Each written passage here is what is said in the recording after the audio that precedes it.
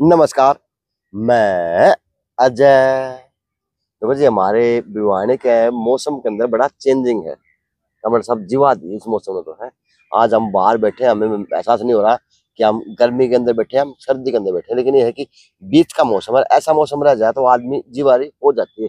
बस इस गर्मी से सभी ने सीख ली होगी कि पेड़ सबसे ज्यादा जरूरी लगाएं।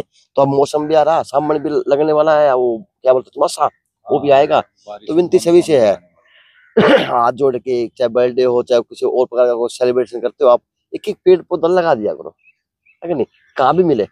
और पशु पक्षी के लिए पानी डालने की व्यवस्था, खाने की व्यवस्था तो वो भी डाल दे के धर दिया करो। लेकिन मुद्दा यो है ही कोई नहीं, मुद्दा तो आज अपना राजनीति का ही है। क्योंकि भिवानी की प्रदेश की राजनीति के अंदर बहुत उथल पुथल सी माच रही है। यानी पता नहीं चल पा रहा कौन किसके तरफ बोल रहा और क्या उसकी परिभाषा है और क्या उसका मकसद है राजनीति के लिए। तो मेरे आगे कामरेड साहब ओम प्रकाश जी एक्टिव है और हर चीज में पहलू में अपना एक हिस्सा रखते हैं, चाहे वो राजनीति को, चाहे वो सामाजिक हो, चाहे किसी प्रकार का और का। कामरेड साहब, तो सबसे पहले आपको नमस्ते। नमस्कार जी। कैसे काम साहब? आपका जेएनसी न्यूज़ का मैं स्वागत करता हूं, जो जनता के मुद्दे उठा करके और जनता की जो आवाज़ को सवर देता है, उसके लिए आपका धन्यवाद करता हूं। कामरेड साहब और जी, आपने जो कहा है पर्यावरण के लिए हमें सब लोगों को चिंतित चिंता होना करना भी चाहिए चाहिए। और ज़्यादा से ज़्यादा हमें पौधे लगाने चाहिए और पर्यावरण को नुकसान नहीं करना हाँ, चाहिए। जिस प्रकार से हमें ये कहने का हक नहीं है, ओए होए गर्मी बहुत भयंकर होगी। अगर पौधे नहीं लगा सकते तो हमें ये कहने हाँ, का भी हक नहीं है बिल्कुल, बिल्कुल, कि बिल्कुल। गर्मी आ ज्यादा है। हमें सभी लोगों को चिंतित क्यों होकर होना चाहिए? पर्यावरण को ठीक करना चाहिए, नहीं हमारा अस्तित्व खत्म हो खत्म हो जाएगा। जाएगा और जी भविष्य खत्म हो जाएगा। भविष्य खत्म हो हो जाएगा, जाएगा। बिल्कुल सच बात। तो कामरेड साहब, जिस प्रकार से भविष्य हमारा तो खत्म होगा पौधे नहीं लगाने से, और राजनीतिक भविष्य क्या देख रहे हैं, किस प्रकार से देख रहे हैं, और राजनीतिक संरक्षण क्या मायने निकल रहे किरण चौधरी के भाजपा जाने से? नमस्कार। नमस्कार जी। देखो ऐसा है जी, राजनीति आजकल जो सिद्धांतहीन हो गई है और निजी स्वार्थों पर आधारित हो गई है, ये बहुत दुर्भाग्यपूर्ण और ये जनहित के काम की राजनीति नहीं है। अपने स्वार्थ तो पूरे हो जाएंगे व्यक्तिगत, लेकिन जनता के मुद्दों के लिए, आम जनता के लिए ये राजनीति जो सिद्धांतहीन है, जो सिद्धांतों को ताक पर रख के किसी के साथ भी जाना है, मैं इसको दुर्भाग्यपूर्ण मानता हूं और इसको ठीक नहीं मानता। कामरेड साहब, जिस प्रकार से वंशलाल जी का एक वर्चस्व था, नाम का भी वर्चस्व था, काम का भी वर्चस्व था, सब चीज थी। लेकिन जिस प्रकार से आज उनकी परिवार की साख और उनकी राजनीतिक विरासत को आज कहीं ना कहीं और रूप दिया जा रहा, तो क्या बंसीलाल जी के भी ऐसे को विचार थे, प्लान थे? आप उनके साथ में देखे होंगे, काम किया होगा, अपने क्या मानते हैं खबर साहब? तो आज खुल के विस्तार से बताएं कि कैसे बंसीलाल जी का व्यक्तित्व था, क्या उनकी सोच थी रहने प्रदेश के प्रति, और आज क्या उनकी सोच इस प्रकार की होती जिस प्रकार की आज उनके परिवार के जो लोग फैसले ले रहे? देखिए, चौधरी बंसीलाल जो है एक साधारण परिवार से उठ करके जो उन्होंने मेहनत की थी, और कोई कह नहीं सकता था भाई बंसीलाल जैसा व्यक्ति तो भी हरियाणा का मुख्यमंत्री बन जाएगा। साधारण से आदमी, वकालत करते थे, राज्यसभा के सदस्य बने और 67 में पहला चुनाव उन्होंने तोसाम हल्के से लड़ा था। मामूली वोटों से वो जीत के आए थे।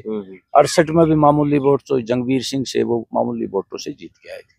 लेकिन 68 में मुख्यमंत्री बनने के बाद हरियाणा के तरफ उन्होंने जो ध्यान दिया, मूलभूत ढांचा तैयार करने में, सड़कें हैं, बिजली है, नहरें हैं, वो एक बड़ा नाम उन्होंने अपना कायम किया।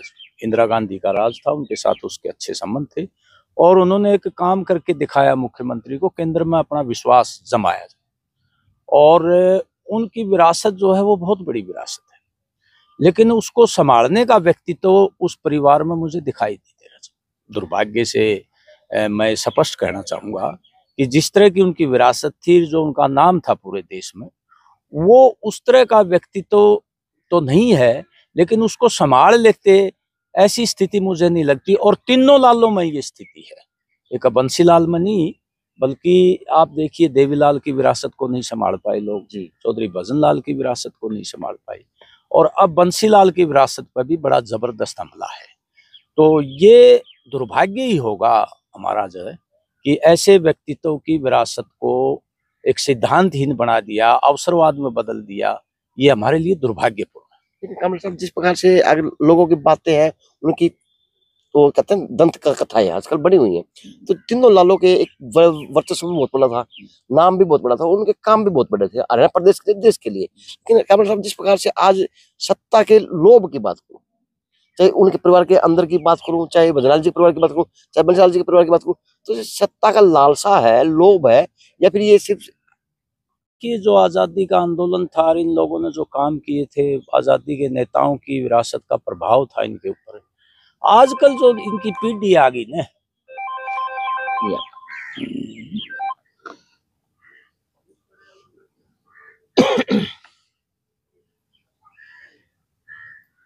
आजकल जो वर्तमान दौर की जो चकाचौंध है, धन दौलत नाम पद, इस चकाचौंध में जो आने वाली जो पीढ़ी है वो पुरानी चीजों को भूल के, विरासत को भूल के, वो फटाफट फायदा उठाने के चक्कर में रहती है। और उसी का परिणाम है ये कि जो आम जनता से जुड़ के जो आम जनता की लड़ाई लड़नी चाहिए, वो लड़ाई की बजाय ये तिगड़मबाजी देख रहे, कहाँ सेटिंग हो जाए, किस पार्टी से सेटिंग हो जाए, वहां पद मिल जाए, एमएलए एमपी बन जाए, पैसा बन जाए, ये इसकी तरफ ज्यादा ध्यान।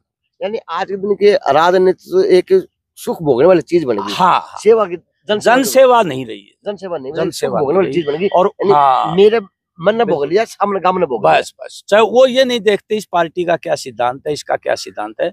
मैं एमपी एमएलए बन जाऊं, मंत्री बन जाऊं और धन दौलत पैदा कर लूं, अपनी आने वाली पीढ़ी की व्यवस्था कर लूं, ये विचार हो। क्या बंसल जी के इस तरह विचार थे? उथल पुथल करने वाले, वे एक पार्टी छोड़ के दूसरी पार्टी में जाना, दूसरी पार्टी छोड़ के तीसरी पार्टी में आना जाना, ये था। देखिए, चौधरी बंसीलाल बड़े आत्मसम्मान के आदमी थे और एक मजबूरी में जब उनके सामने रास्ता नहीं रहा, तब उन्होंने अपनी अलग पार्टी बनाई। और अलग पार्टी में ठीक है, उन्होंने भाजपा से भी समझौता किया, लेकिन मेन मुख्य उन्हीं का था कि भाई कुछ सहारा मिल जाए तो मैं सत्ता में आ जाऊं, लोगों के लिए सत्ता में आ जाऊं। लेकिन इस तरह का मान सम्मान, उनका गौरव जो था, अपना एक मान सम्मान था, उसके प्रति वो कभी समझौता नहीं करते थे। हाँ, जिस प्रकार से आज किरण चौधरी जी कांग्रेस छोड़ के भाजपा में गई हैं, और मैं मानता हूँ, मैं कहता हूँ कि लोग कहते थे कि मुख्यमंत्री दावेदार थी कांग्रेस पार्टी के अंदर, बड़ा चेहरा थी, बड़े सौदा बड़ा था, लेकिन आज वहीं पे उनके मुख से सुनने को मिल रहा है कि आज मैं कार्यकर्ता बन के काम करूंगी। तो कार्यकर्ता और मुख्यमंत्री लेवल में कोई फर्क है? नहीं मानते। देखिए, ये बड़ा दुर्भाग्य है, किरण चौधरी उस परिवार से है जहां चौधरी बंसीलाल की विरासत है और बड़ा नाम है उनका कांग्रेस पार्टी में, और राष्ट्रीय लीडरशिप से भी उसके अच्छे संबंध थे। और उस दिन भी वो जब पहली मीटिंग ली इस चुनाव में, उस दिन भी वो कह रही थी भाई चाहे जितनी विपरीत परिस्थितियां हो जाएं, मेरी बेटी को टिकट नहीं मिला, जो मर्जी हो जाए, मैं कांग्रेस के झंडे को हमेशा ऊपर रखूंगी जी। उससे जो अब ये जो आई है, कई काफी दिन से अंडरस्टैंडिंग बनी हुई थी, ये उसके व्यक्तित्व को भी नुकसान होगा और आने वाली उसकी राजनीति को भी नुकसान होगा। हो सकता है फायदा उठा ले वो, मैं ये नहीं कहता कि भाई बीजेपी आज जो कुछ देगी कि नहीं देगी, क्या देगी, वो फायदा भी उठा सकती है, मैं ये नहीं कहता कि वो फायदा नहीं उठाएगी, लेकिन ये राजनीति जो है उसके लिए, बंसीलाल की विरासत के लिए घातक होगी। तो इसमें फायदा किस प्रकार का मिल सकता है कामरेड साहब? क्या फायदा? वैसे तो देखो, आप दुष्यंत चौटाला जी गए थे, क्या हालत कर दी उनकी, कुलदीप जी गए थे, उसकी क्या हालत कर दी, चौधरी वीरेंद्र सिंह जो अपने आप को चौधरी छोटू राम का नाती मानते थे, उनकी क्या हालत कर दी, बीजू जनता दल नवीन पटनायक की क्या हालत कर दी, वाईएसआर रेड्डी की क्या हालत कर दी, और तेलंगाना का जो चंद्रशेखर राव था उसकी क्या हालत कर दी। बीजेपी और अब ये जो पार्टियां टीडीपी लग रही हैं और ये जेडीयू नीतीश कुमार की लग रही है, मैं समझता हूँ ये एक तरह से पिछलग्गू हैं, मान सम्मान नहीं है उनका। जिस तरह से एक मान सम्मान होता है नेता का, और बीजेपी अपना ही एजेंडा लागू करेगी, कोई परवाह नहीं है उनको किसी किस्म की विपक्ष की और एक दूसरे की मान सम्मान की। तो मैं समझता हूँ कि आने वाले टाइम में उसके लिए ये अच्छा नहीं होगा। ये मतलब उनके व्यक्तित्व को नुकसान हुआ है, और कांग्रेस पार्टी तो एक ऐसी, आजादी से पहले भी मतभेद हुआ करते और आजादी के बाद भी मतभेद है उसमें, वो हमेशा से ही दो ग्रुप नरम गरम ये रहा है उसमें, लेकिन विद इन पार्टी ये लड़ती तो ज्यादा बेटर रहता, लोगों में सम्मान रहता और वो विजेता बन के भी निकल सकता। तो कामरेड साहब, जिस प्रकार से अब इसे किरण चौधरी छोड़ने से भिवानी जनता को क्या फायदा मिलेगा और क्या नुकसान हो सकता है? देखिए, भिवानी जनता को कोई फायदा मिलने की संभावना नहीं रहती है। कांग्रेस में रह के वो लड़ती और मंत्री बनती तो कुछ बेनिफिट हो सकता था। अब अलबत्ता उसको ताकत नहीं मिलेगी। दूसरा, हमारे लोग जागरूक नहीं हैं। एक तरह से वो ये पार्टियों के नेता अंधभगत रखते हैं उनको। वो कोई सलाह नहीं लेते अपने लोगों से, और नेता जो फैसला करता है वो उनको मान्य होता है। तो कुछ लोग अंधभक्ति लगा लो, भाई पुराना संबंध था, देखो बंसीलाल के टाइम भी था, इन्होंने भी काम किया, तो वो सोचते हैं भाई किरण चौधरी जो फैसला लेती है वो हमारे हित में ही होगा, वो चले जाते हैं। लेकिन बहुत से लोग जाएंगे नहीं। इस कदम को एक अवसरवाद और एक नैतिकहीन कदम मानते हैं। बहुत से लोग नहीं जाएंगे। इससे नुकसान होगा, फायदा नहीं होने वाला। जो दबदबा कांग्रेस में था किरण चौधरी का, जो बोलती थी, जब वो नेता है हरियाणा का हुड्डा, उसके खिलाफ भी बोलती थी, तो लोग ये मानते थे कि भाई दबंग लेडी है, दबंग लेडी। अब वो व्यक्ति तो को बड़ा नुकसान हुआ है, फायदा नहीं होगा। बेशक कुछ लोग चले जाएंगे, जानकारी नहीं है। अब आप ये देखिए, 10 साल तक हमारे किसान मजदूरों के साथ ये आती रही है, लड़ाई लड़ती रही है, और इसने एक बात कही कि भाई कांग्रेस पार्टी ने नहीं हराया भाजपा को 5 सीटों में, लोगों ने हराया। इसका मतलब लोगों की ताकत है, और लोगों ने हराया क्योंकि लोगों के हित में काम नहीं करा भाजपा ने। तो उन लोगों की ताकत का एहसास भी उन्होंने नहीं किया कि भाई जिनके लिए 10 साल लड़े, किसान मजदूरों को, महिलाओं को, व्यापारियों को, कर्मचारियों को, इन्होंने सरपंचों को तो नहीं बख्शा, लाठीचार्ज किया, उनकी सुनाई नहीं करी। तो लोग तो वही है, बख्शा कौन है हरियाणा? बख्शा कोई नहीं है हरियाणा में। तो ये भाजपा जो है वो घोर कॉर्पोरेट परस्त और सांप्रदायिक पार्टी है, उसके खिलाफ असंतोष आना लाजमी है। तो इसलिए ये जो है एक तरह से फौरी तौर पर तो नुकसान ही हुआ है विपक्ष का, फौरी तौर पर तो। लेकिन मैं एक बात और भी कहना चाहता हूँ, हुड्डा साहब को भी कहना चाहता हूँ कि ये जो लोकसभा में एक इंडिया गठबंधन बना है, छोटी पार्टियां और कांग्रेस बड़ी पार्टी मिलकर लड़ी है, मैं समझता हूं कि हरियाणा में विधानसभा में अगर सफलता अर्जित करनी है तो ये इंडिया गठबंधन को बनाए रखें। कहीं ऐसा नहीं हो कांग्रेस पार्टी जिंदाबाद, हुड्डा जिंदाबाद।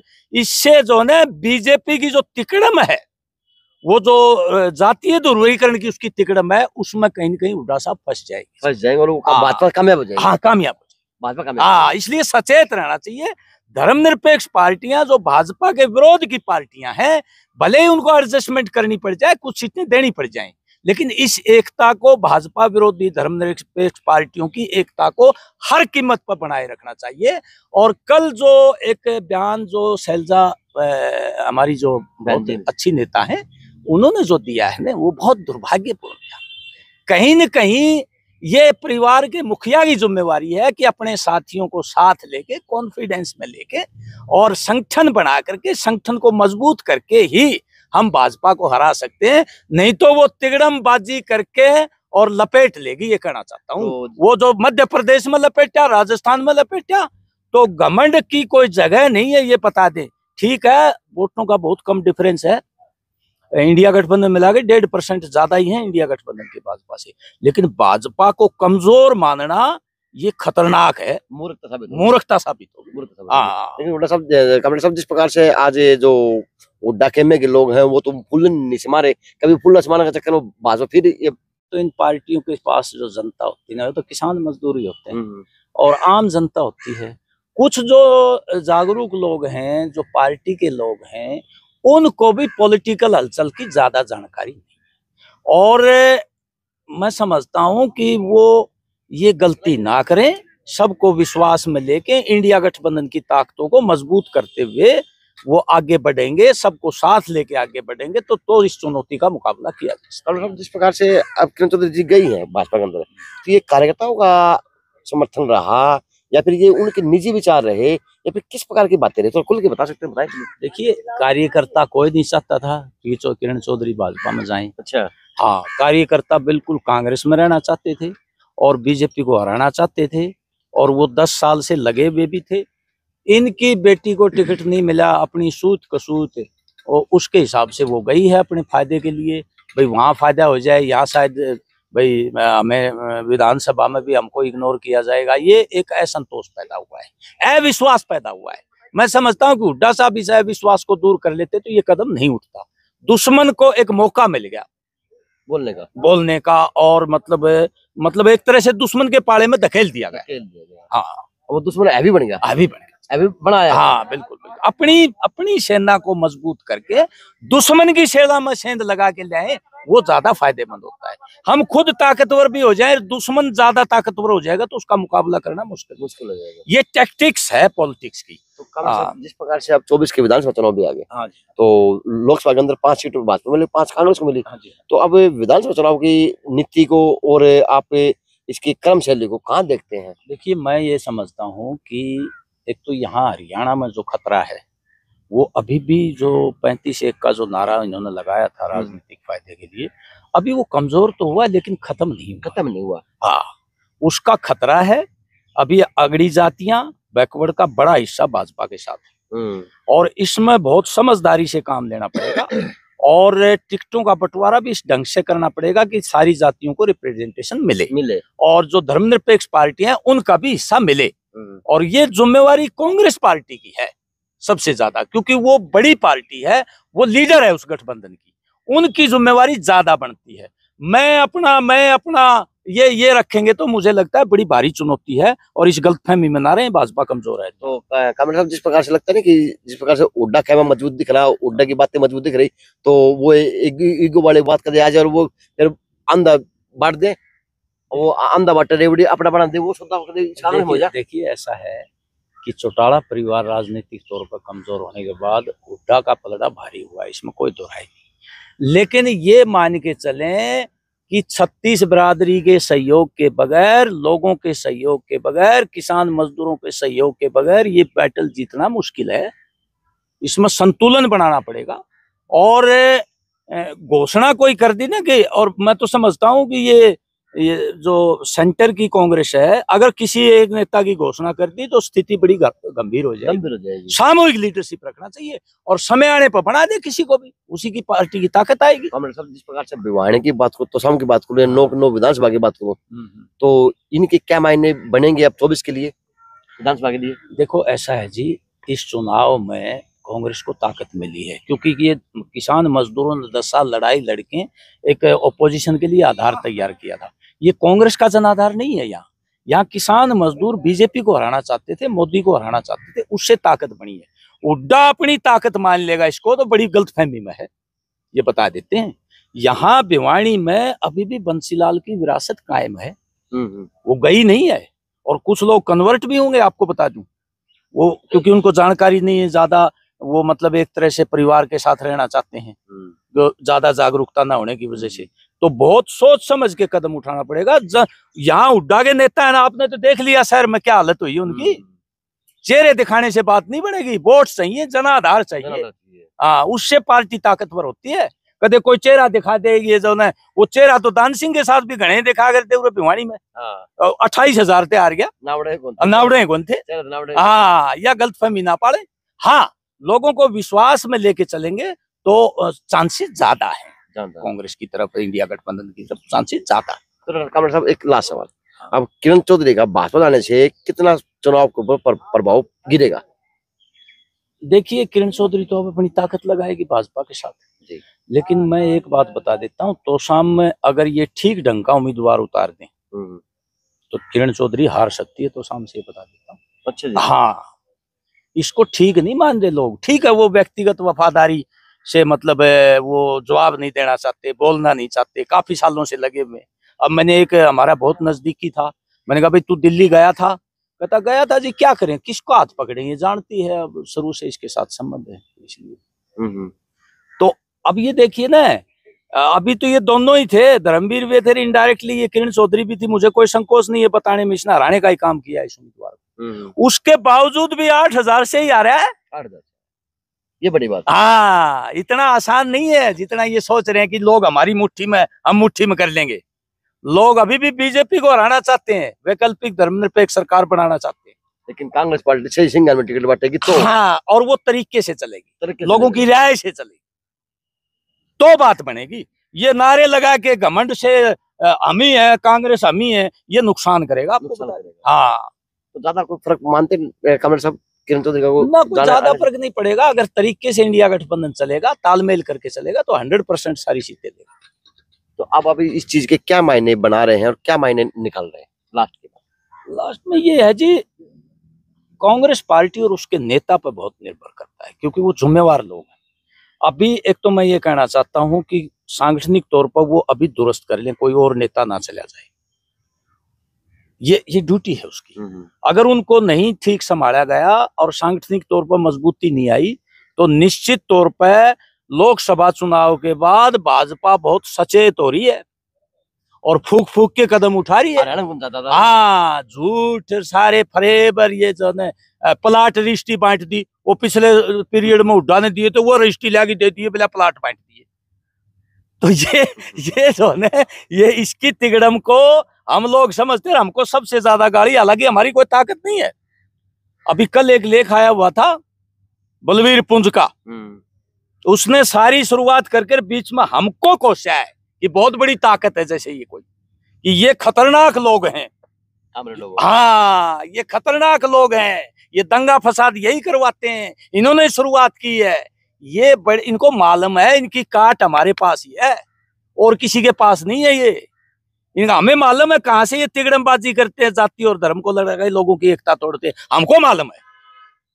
लोग एकता बना के लड़ेंगे 36 बरादरी के, तो इनको सबक सिखा देंगे। अगर जात के झांसे में आए तो ये काबू नहीं आए। अगर वो जाट और नॉन जाट करना तो हुड्डा साहब को काम करने की जरूरत है। मैं कोई हुड्डा साहब के खिलाफ नहीं हूँ। अगर सीएम के सपने लेके बैठ जाओ, मैं सीएम लेके, वो यही चाहते हैं कि हुड्डा का फट्टा दिखा दें। और देखो भाई, हुड्डा फेर आ रहा है, हुड्डा फेर आ रहा है, यही है इनके पास है तरीका। तो सचेत होके काम करना चाहिए, मैं यही कहता हूँ। मैं उसके हित में कह रहा हूँ, कांग्रेस पार्टी सेकुलर ताकतों के हित में कह रहा हूँ, मैं विरोधी नहीं हूँ उसका, भाई ये स्पष्ट बता देता हूँ। कोई बहम ना पाड़े, हाँ, बहम ना पाड़ा, कोई कदे किसी का गलतफहमी हो जाए। या हमने मालूम है कौन लड़ा है 10 साल, किसान मजदूर लड़ा है, कोई कांग्रेसी आया हो, कोई भाजपा का आया हो, कोई दूसरी पार्टी जेजेपी का आया हो, बताओ। तो खत्म था। हाँ, ये विपक्ष की भूमिका जन संगठनों ने, किसान संगठनों ने, मजदूर संगठनों ने, व्यापारियों के संगठनों ने निभाई है, महिला संगठनों ने निभाई है। हाँ, चलो कमरेड साहब, तो बदलाव होगा। बदलाव होगा, लेकिन तो जाने से कोई बड़ा बदलाव नहीं होगा। नहीं, कोई लंबा चौड़ा नहीं पड़ेगा, एक बार जरूर थोड़ा सा हुआ है, वो धीरे धीरे लोग मान लेंगे। और मैं तो ये समझता हूँ, आज भी मैं किरण चौधरी के प्रति मेरी हमदर्दी है, लेकिन अब वो आत्मघाती कदम उठाएगी तो मैं क्या कर सकता हूँ, मेरी हमदर्दी कहाँ काम आएगी। इतना बड़ा फैसला अचानक ले लेना, तो क्या इस चीज के मायने अचानक नहीं लिया, ये अचानक ना, ये सोच ना काफी दिन से चल रहा था, ये राज्यसभा के चुनाव से चल रहा था। अच्छा, राज्यसभा चुनाव में जो भी गड़बड़ की गई, हालांकि हुड्डा ने भी गड़बड़ करी है उससे पहले, कोई वो भी दूध का दोया नहीं है, लेकिन इसने अपना व्यक्तित्व बंसीलाल की विरासत को ध्यान में रखते हुए उसमें नहीं गड़बड़ करनी चाहिए, उससे सहानुभूति ऊपर की लीडरशिप की चली गई। और उसके बाद अब ये जो मान लिया टिकट नहीं दिया, कोई बात नहीं, कई बार परिस्थितियां ऐसी हो जाती, इसमें जम के ये काम करती तो कांग्रेस उम्मीदवार हारता नहीं है, आपको बताऊं। 20,000 का ही तो फर्क था, मैदान में आती, हाँ भाई हुड्डा से लड़ाई है मेरी, लोग इसके साथ होते, हुड्डा के साथ नहीं होते, चले गए। हाँ, बता देता हूँ मैं। इन्होंने बहुत बड़ा नुकसान कर लिया। हाँ, नुकसान कर लिया अपनी ये संकीर्णता की वजह से नुकसान कर लिया, ईर्ष्या की वजह से। अगर ये ईर्ष्या नहीं करती, यहाँ आती ना, इन कांग्रेसियों का ब्यों तो नहीं था, इसके सामने खड़े हो जाएंगे ये छुट भैया जो रोज दल बदल करते हैं, कदे भाजपा में चले जाते हैं, कदे कितने चला देते हैं, कदे के मठालियाओं हैं, इनका ब्यों ही नहीं था इसके सामने, नेता यही रहती। लेकिन ये भाई नहीं समझ पाई, अब किसी की राय भी नहीं ली इसने। तो आज हमारी तो अब भी हमदर्दी है, देर आए दुरुस्त आए, कभी तो पता लगेगा कि भाई हाँ वो राय ठीक थी। चलो जी, ये विचार थे। अब विचारों में दम है तो प्लीज आप शेयर करने का काम करना। अगर विचारों में अच्छी बात है तो आप कमेंट के माध्यम से बताना कि कहाँ पे क्या विचार अच्छे लगे। कामरेड साहब है, एक व्यक्तित्व के धनी है, क्योंकि शहर के अंदर छोटी छोटी समस्याओं, बड़ी समस्याओं, ये हर बार आपको हर चौराहे पे, हर ऑफिसों के आगे जनता के लिए देखते देखे जा सकते हैं। ये अच्छी बात है उस व्यक्ति के लिए, अच्छी बात है उस संगठन के लिए, अच्छी बात है उस शहर के लिए कि इस तरह व्यक्तित्व उस शहर के अंदर है कि आप लोगों की आवाज दबने नहीं दी जाती। JNC न्यूज़ से अजय नायक, दीपांशु शर्मा की खास रिपोर्ट।